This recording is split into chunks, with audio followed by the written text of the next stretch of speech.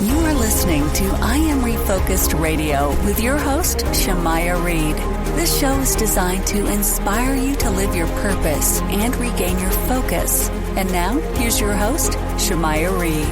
Welcome to I Am Refocused Radio. Once again, we are here today, and man, we have another show lined for y'all. Today, man, we have a true honor guest today, Brandon Day. He went from football champ to Sports Illustrated cover star to battling chronic pain and mental health struggles after the game ended. But he didn't stop there. Instead of tapping out, he went above and beyond, and he dove right into neuroscience. He's the founder of NeuroFlow method, and we're going to explore everything that he's doing to help his clients, because it's not just athletes. Anybody who is a high-performing professional, from a CEO to a former athlete to an everyday person just on the grind trying to make things happen, he is going to share with us all the amazing things that he's been able to find out how to help these people eliminate pain and unlock top peak performance. From this day forward, I think you got to understand just how powerful storytelling is, because this guy's story is something that you are definitely going to appreciate. So without further ado, Brandon Day, I want to say thank you for being on the show, man. How you doing today, man? I'm doing better after that amazing introduction. Thank you. I had to land the plane because I saw the lights coming on like, whoa, man, we already in 2 minutes in this, so we had to get going. But I know I had to speed up a little bit, but kind of take us back to your amazing career being a football star, because you were a powerhouse at the program at Carroll College with national titles. After that came Sports Illustrated covers, the whole nine. What was it like being a top-tier athlete? It was incredible. The wild thing about the whole story is that, most people that are going to listen to this are going to go, like, Carroll College? What is that? I've never heard of that before. And probably for good reason, because, it was an NAIA school of about 1,100 students. The football team itself made up about 10% of the population. A small town in Montana, where I'm from. And so we weren't out there for the big name and lights, the NIL money, which back then that was not a thing, but it wasn't really about the glory, the glitz, and everything out like that. It was just, playing football with your friends. And you're right, we did have a pretty amazing group of teams that came through there. In 10 years, I think they won 6 or 7 national championships. I'm not exactly sure, but it was quite a dynasty there for a while. And when I played there, we got to play in 3 of them. We won 2 of them. I was an All-American. My junior year, a picture taken of me at the national championship made its way to the cover of Sports Illustrated. Again, wild thing that nobody would have ever dreamed that could have happened at that level. But it did, right? And there's a lot to be said about synchronicity and about being in the right place at the right time, and just continuing to follow your passions and your dreams, and you just never know, right? But the level of athleticism at that time, and to this day, it's shrinking in the differences between the levels of play. I like to say that, like, the biggest differences between a D1 program, between like the FCS, FBS, D2, D3, and the NCAA, and then the NAIA, which is just a separate organization, mostly made up of private schools around the country. There's a lot of them. You don't hear of them as much because they don't have big endowments and they don't have a ton of huge student populations. But the level of competition is right up there, right? We may be a little bit shorter, maybe just a pinch slower, but it's the competition is there and it's ripe, and that's where I believe that my time there and anybody that's playing at the collegiate level and beyond, you have a certain mindset that goes with that, and within all of that, my story kind of followed through all of that, and then through the Sports Illustrated, sometimes I say the brightest light can create the darkest shadow. And for me, it was a lot of the mental health struggles and insecurities that surfaced out of that experience. They were all there already, right? It just kind of brought that out of me. And it was really hard for a bit to go from, a All-American athlete, captain of the team, Sports Illustrated, to the bottom rung of the ladder, to being lost and not knowing what to do with my life after athletics, and feeling like I lost a big chunk of my identity in all of that. And that, along with, the big peak that had happened, led to a pretty significant fall. When people are hearing you talk, they're like, man, I never seen this cover. Well, we got you. It's a cover you've never seen it before. But I'm glad you told that, because for those who are watching us on YouTube, a lot of times we don't appreciate what athletes bring to the table. I mean, kind of touch on just the process of maintaining that status at that time, because it brought great results. You became a champion. You got on the cover on what people will say, wow, that's something that most people dream about doing. So kind of take us back some insight. What was it truly like in the life of Brandon in prime? Yeah, and I give all that to our coaching staff. My head coach, a guy named Mike Van Diest, and his staff, they were so good at recruiting. And one thing that he told me when I coached after I got done playing, because I had an extra year in school, because I played as a true freshman. When I got done, I wanted to hang around. I didn't want to leave the game. So I ended up coaching, and, being at the bottom rung of that ladder and going through the paces as a young coach, he taught me a lot. And one thing he said to me that stuck with me forever is that they recruited character over talent all day long. He was more interested in the character of the young man that he was bringing onto that team and how that character was going to mesh with everybody else that was already there. Of course, talent is still important, right? But work ethic and character were much more important. And that right there, I believe, above all things, was what led us to become such a cohesive unit and rely on each other and really go to bat for each other and win all those games. And then, it created a culture of winning. And when you're winning, you want to keep winning. And you kind of start to expect that. And there is a lot to be said there too, about creating that culture. And then when the snowball starts rolling downhill and you get momentum, you just keep rolling, and remaining humble through it all, which he was so good at. Every single week was a battle, and it was a test. And we never overlooked a team. Didn't matter what their record was. Didn't matter if they had not won a game in 3 years and they were clearly not up to the task. Because here's the thing about when you're on top, is that everyone will elevate their game to try to knock off the big dog, right? So we knew that. And that was ingrained in us every single day. And so we worked harder than everybody. That was the whole thing. You never take the foot off the gas. And the one time that, I won't speak for everybody, but the one time that I did was the last game I ever played in a national championship. And there was a switch that happened in my brain that I knew at the time that we were going to lose that game, because I started, for many, many reasons, insecurities, all that stuff. I started playing not to lose instead of playing to win. And that mindset shift ruined me for that game. And I put a lot of blame on myself as the captain for losing that game. There's a million other things. And, I've done my therapy and processed all that. But character, recruiting on character, staying humble, and always outworking your competition, you can set yourself up for the opportunity to win. Doesn't guarantee anything, but those three things were so impactful on me that I'll never forget them.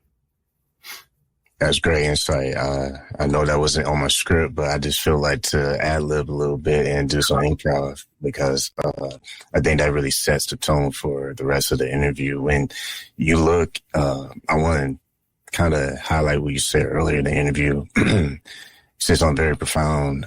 Sometimes the greatest, brightest light can cast the darkest shadows. Wow. Okay.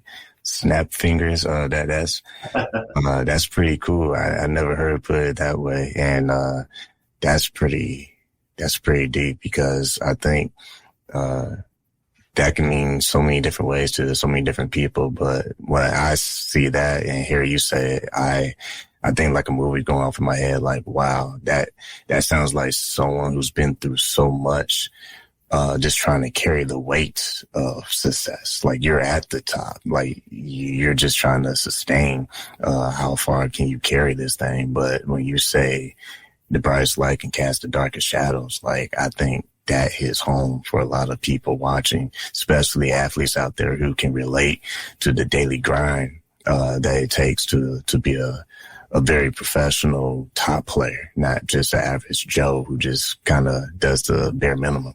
So that leads to this question. Outside the touchdowns and the big games, what do you believe position you to start learning more about neuroscience and getting knee deep into research? Because it's not like what you're doing right now is like something you just go off the cuff because you feel good. It's something that you really study. So what was that process looking like for you to research? It was a selfish motivation at first, and I think still in some respects. I became obsessed a few years after I got done playing, after I went through this period of just kind of a spiral downward that everything I mentioned earlier, losing that identity, and then along with that, a lot of chronic physical pain from playing a pretty violent sport. Let's be honest, for a while, you're getting in a car accident every day, just smashing against people much, much bigger than you at very fast speeds. So I was left with some injuries, and they kind of went away after a while, after I took a break from football and all that ended. But quickly they started to come back. And with that, the mental health struggles. And I remember reaching a point a few years after I was done living in LA, and I woke up on this deflated air mattress as I was trying to make it in the film industry. And that was just kind of, an opportunity that came about that I didn't want to let go because it seemed unique and fun. And I think a part of me was like performance arts. I want to stay in the spotlight, right? That's what I knew best. And so I wanted to kind of chase that. And it was an amazing experience, but I wasn't really well prepared for it. And so it didn't really help with the chronic pain and the mental health issues that I was dealing with. In some ways, it kind of exacerbated them. Anyway, I wake up on this mattress and I think to myself, I don't have enough money for a pack of cigarettes. And in that moment, I really started to think about my life and where I was, where I had been, where I was at this moment, and what the heck am I doing and where am I going? I felt so lost in that moment, and I had some pretty dark thoughts. And at that moment, I decided to change things. And so I knew that I had to deal with this chronic physical pain that I was experiencing. My neck, my back, my knees, ankles. I mean, I was lucky enough to never miss a down from injury, but I had a lot of pain left over. Within that, I also was realizing that my brain was just, I didn't know how to put it into words, but I knew my brain was not functioning well. Yeah, there was substance abuse. Yes, there was mental health issues, but I felt like on a biological, like a neurobiological level, there's something wrong with my brain. I couldn't put it into words. A few years later, this movie came out called Concussion with Will Smith. I don't know if you remember that one, but it kind of blew open the doors on this thing called CTE, or chronic traumatic encephalopathy. I saw that. I was convinced I got CTE. And if I don't take care of this or do something about it, I'm going to end up like a Junior Seau. And I'm going to, be so out of my mind and so twisted in the brain and like all these plaque building up and all this damage that I've accrued over time that I'm going to end up taking my own life and I won't even know. Like, you know, it's scared the living daylights out of me.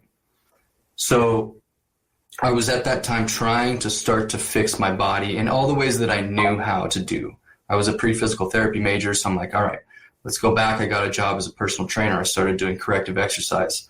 I did all the physical therapy, the chiropractic, and these things helped temporarily, but the chronic pain kept coming back, and I was still dealing with this brain issue. Things are starting to change, and I didn't like it. So that movie comes out, I'm convinced I have CTE, and I start diving into all of the neuroscience and research that I can get my hands on.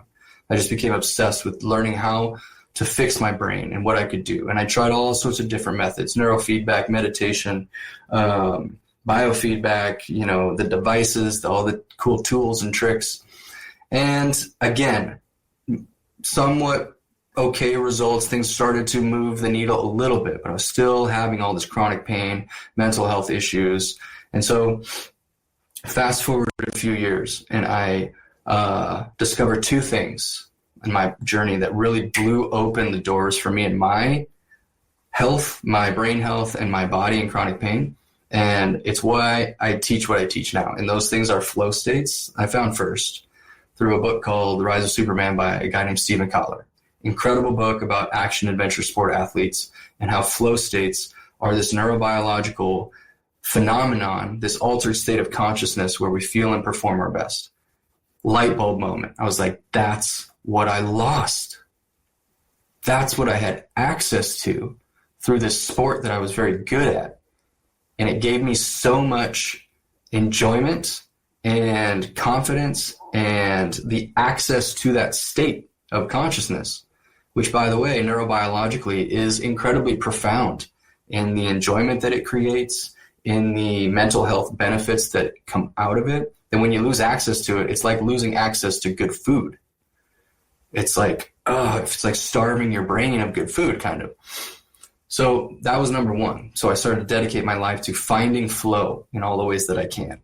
Spoiler alert, you can find it in almost anything that you do, if the conditions are right. So I started doing that. And then a couple years later, I stumbled into the work of a company called Next Level Neuro in Phoenix here, near where I live. And they were just starting their inaugural mentorship. First group of students they were taking in, coaches, doctors, chiropractors, PTs, anybody that wanted to use applied neurology, or what they call neurotraining, to help to train the nervous system and brain intentionally through all of the systems of the body. That was a huge moment that within a few weeks of learning the methods of neurotraining and how to actually assess and train my brain intentionally with the body. Again, we're not using gadgets. We're not using external anything, like through your eyes, through your vestibular system, through your breath, with a neurological foundation. Within 3 weeks, chronic pain of, at this point, about 20 years, gone. All gone. Miracle, right? I'm thinking, what? What happened? This can't be real, right? Where's the other shoe's got to drop somewhere. And it didn't. And it just continued to get better and better. And my brain became clearer and clearer. My mental health started getting better and better. My physical pain gone. My training, my athletic performance started getting better and better and better at almost like almost exponential rates. Like I've been putting in work for years and years and years and just like hitting plateaus and hitting walls and still in pain. And then boom, it seemed like in an instant when I started working with my brain intentionally and focusing more on the process, which is focusing on finding flow in the things that I do. It blew the doors open. So that's why I became just obsessed with these two worlds and trying to bring them together into a method and a protocol that I can take people through that will take them from that like pain-ridden, like loss of identity, loss of purpose, kind of just lost thing that athletes often experience, to, you know, that peak performance, whether that's athletic performance, cognitive performance, doesn't really matter, because when flow's the goal, then the outcome takes care of itself. So that's kind of the long-winded version. That's great. I mean, everything you're saying is building momentum and everything we're discussing in the show. When you think about your method, how it blends brain-based drills, movement training, and nutrition, how does this fusion create long-term change rather than short-term relief? That's a great question. And there's this two ways that we talk about how the nervous system works. First of all, the nervous system is the governing system of all of the systems, and the brain controls everything. So everything that you and I are, everything that we have become, everything that we will become is a result of brain function. You want your muscles to get bigger, your brain and nervous system has to tell your muscles to grow. Right? Yes, you have to nourish them with the right nutrition and all that, but it takes the nervous system to either allow peak performance or to govern and block peak performance because of perceived threat from the environment. So when we talk about nervous system change, there's neuroplasticity, which I'm sure you're familiar with, right? The ability for the brain to change. It's plastic in nature. Neuroplasticity is how all of this happens. Now, there are kind of two types that we talk about. And in neurotraining, we can get an immediate functional change in your nervous system, which means I could, have you test a range of motion. And I could give you a simple input like a visual drill or maybe a head shake vestibular input, and that shoulder can go further up. That's an immediate functional change. That's great. That's where neurotrainers sometimes get called like wizards. It seems like magic. Like how did that happen, right? Oftentimes that's going to come back though, because the threat is still there that your brain is perceiving from somewhere that is creating the tension. Tension is always there to protect you. Pain is also there for your protection. Your lower back hurts and it's tight, possibly because your vestibular system is telling your brain that, hey, we're a little bit off and I don't exactly know where I'm at relative to gravity because you took all those hits to the head for so many years. So I'm going to lock down your back so you don't move so much, or you widen your stance so you're more balanced, because what I don't want is you to fall over, hit your head, and die. This is all about survival at a very, very fundamental level. So we can make a functional change in the moment. I can make your range of motion better by giving you a good input that your brain says, oh, that's nice. I know where I'm at. I can sense things better. My perception of threat has gone down a little bit, so I'll free it up. I'll take my foot off the brake a little bit. But it'll come back until that threat is dealt with frequency, repetition, and intensity. Just like you train a muscle, right? I can make my biceps bigger by doing a bunch of curls right now, right? I can get that pump, and it will look bigger. That's the great thing about weightlifting and why we love it. We love the pump because it feels good and our muscles look bigger in the mirror. But then it goes back. It takes repetition in order for it to actually change the structure. And that's the long-term neuroplastic change that we need. And so when we know that, then there's two different types, like quick functional change, longer neuroplastic change. Then it's just about getting the right inputs to remove the threats and then hammering them with repetition and intensity. So if I know that vestibular system or that visual system is a contributing threat, and that's why you're having your neck pain or you got that frozen shoulder, and we can change it in the moment, okay, now you need to go do that. Just like everything else in the world, you need repetition. And if you can add some intensity to it, it'll change faster. But there's always going to be a little bit of change. The cool thing about neurotraining and the nervous system is that it changes faster than any other system of your body. Rarely we can have a change that happens in a moment that sticks, like it did for me. It's a concept called opposing joints, but I had neck pain for many years. And there were 2 drills that I did. One was called a diaphragm stretch that really activated the full diaphragm and all the muscles of exhalation, which to me, in me, were lacking some activation. So that one was great. And then this concept of opposing joints. So the opposing joints of the cervical spine is the sacrum and the pelvis, just like the opposing joint of the elbow is the opposite knee. And it works through spinal cord reflexes and how our gait mechanics work and transmit force. All that aside, if you go to the opposing joint, you can often get a pretty good amount of pain relief. In my experience, up to 40 to 50% pain relief just right there in the moment. For me, and I've seen this happen a few times, we did that opposing joint and that neck pain was gone. And it didn't come back for almost 2 weeks. And now it happens maybe once or twice a month where I sleep wrong or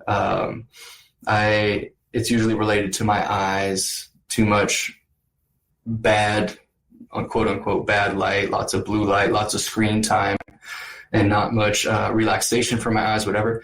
Then that pain will start to come back. It's a harbinger, right? It's a, hey, pay attention, right? I need you to change something here. Then it'll come back. But then I can fix it real quick because I understand where the threat's coming from and I have the tools to directly affect the brain and its outputs. Once again, you listen on Refocused Radio and watching us online, talking to our guest today, Brandon Day, talking about NeuroFlow. I mean, if you want to know what he does, I'm telling you, you want to check out what he does. We're going to have a link in the show notes where you can check out what he's offering for not just athletes, but high performers. I want to say real quick, because I can't believe how time just flew by, but the fact that you have so much knowledge on this and you were a top performing athlete, I can only imagine you must have a waiting list. Like, there's no way, like, more people need to know about this if that's not the case, because, wow, like, you have so much information that I can tell that you're passionate about, because when you speak, you're almost like in the flow state. You know what I'm saying? It's not even boring. It's like, wow, I'm watching like a documentary, like live. So I appreciate that. My question that wrap this up would be, if there are former athletes or active current athletes out there, do you work with people one-on-one outside of what you do with your program? And if so, how can they start that process with you?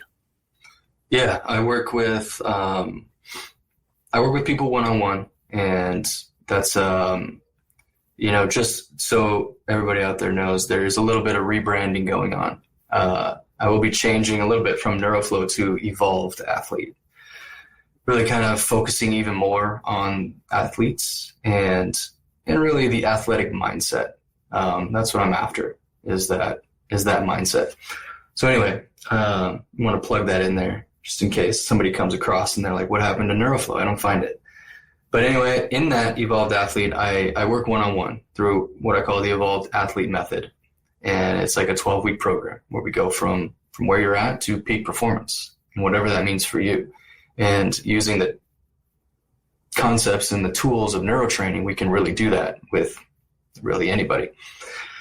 So that's great. And I love working people with one-on-one. And yeah, there's a wait list sometimes because I can't get to everybody. And that's why I have the group program, the Evolved Athlete Collective, and much, more accessible for a lot of people. And it's still the same method that I take my one-on-one clients through. It's just kind of at your own pace. But I show up and coach in there to the group, 3 times a week, because like you so nicely said, like, I'm super passionate about that. And I really hope that this comes across because I've lived it. I've been there, and it sucks. Chronic pain is not fun. And even less fun is chronic pain with a loss of identity and just feeling lost and with purposeless in the world. And that's a really scary place to be. That I don't want anybody to ever have to be in that situation. So I want to get this out there to as many people as I can, at any level of commitment. So you can find me on Instagram at I Am Brandon Day, and then the communities I have are hosted on the platform called School, which is an amazing platform. I love that platform. And yeah, I mean, hit me up anytime, like wherever you can find me. I'm pretty accessible at this point, so take advantage. My last curveball question off the cuff will be thinking about athletes right now. I mean, there's so much pressure. I mean, I'm sure there's pressure when you were after back in the day too, but when you think about everything that's going on with social media platforms and all these different distractions, coaches do a great job shielding them, and they do a great job themselves. But you've been there. You've been on the cover, if you will. You had the championship games, so you know what it feels like to work so hard over the years to finally hit that peak that a lot of people don't even have the opportunity to experience. Yeah. What would you say to today's athletes as far as how they can be better aware with their bodies, their health, and their mental health as they continue to strive for their goals and dreams in their athletic world? Yeah, such a good question, because, we didn't have social media in my day. I was done with football in 2009. Instagram didn't start till 2010. We had Facebook, right, and MySpace. So it was a very, very different world, and that is good and bad. I mean, the amount of information out there, and good information is everywhere, but there's just as much bad information, and there's just as many rabbit holes you can go down that will suck you in and just suck your mental health with it. And so chasing dopamine is a real problem. And I think you're right. A lot of coaches do a good job, and there's a lot of players that I've worked with at the collegiate level, even below and above, that do a good job regulating themselves, right, in that way. But the biggest thing I would tell any of those guys and gals is you've got to just focus on the process, not the outcome. I talk about it in terms of flow states. If you can find flow in your workouts, in your practices, then the outcome, the game, is going to take care of itself. That's all you can do. Show up and be your best, find flow in those times. Not only is the outcome going to take care of itself, but you're going to have fun. And what do we play sports for anyway? Is to have fun. So if you can do that, then you might win some, you might lose some. You might get a chance to play in a championship. You might not. But I guarantee you, when it's all said and done and you have to make that transition, which we all have to do sooner or later, you will have enjoyed yourself and you won't regret a thing. Well, with that being said, this whole interview was fun. I had a good time just kind of sitting and eating my imaginary popcorn, if you will. It was like watching a movie. So I appreciate that. So I'm sure athletes, former and current, will definitely appreciate what you just brought to the table. So if you're watching us online on Refocused Radio, go to our website, refocusradio.com. And like we always say, man, Brandon, we got to have you on in the future, man, because I think you're probably just getting started. There needs to be like a documentary on you or something. I don't know what's going on. Somebody, a film director, need a call or something, because I think you're just scratching the surface of what you can really put out there. So like we always say, man, appreciate your time, man. Yeah, appreciate you. Thank you.